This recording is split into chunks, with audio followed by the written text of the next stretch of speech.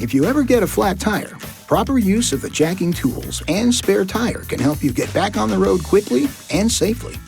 Depending on trim level, you'll find the jack and jack tools either on the front passenger floor, underneath the driver's seat, or in the rear cargo area.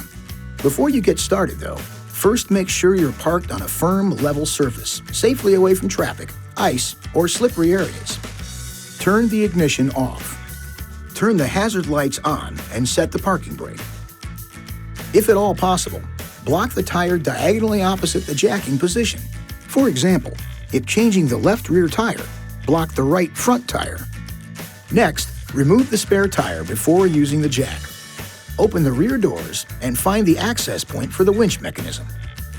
Insert the extension into the winch mechanism, then attach the wrench handle. Turn it counterclockwise until the spare tire is on the ground, with enough slack to comfortably remove it. Remove the retainer nut. Then, lift the spare tire off the ground for clearance to release the retainer. Tilt the retainer at the end of the cable, pull it through the center of the wheel. Now with the wheel still on the ground, loosen the wheel bolts one turn counterclockwise.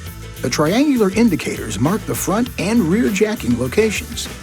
Find the one closest to the flat tire and raise the jack by turning the jack screw clockwise. Do not raise the frame until you're sure the jack is fully engaged with the jacking location.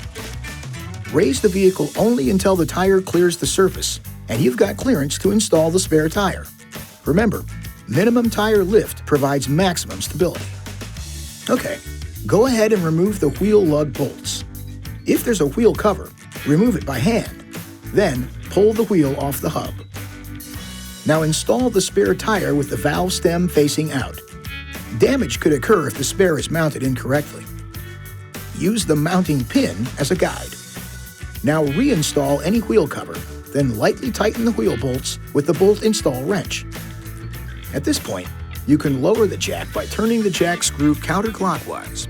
When it's fully closed, you can remove the jack. Once on the ground, you can tighten the wheel bolts. Alternate bolts until each has been tightened twice. Use maximum effort for this final tightening. It's always a good idea to have the tightness checked with the torque wrench by an authorized dealer or at a service station.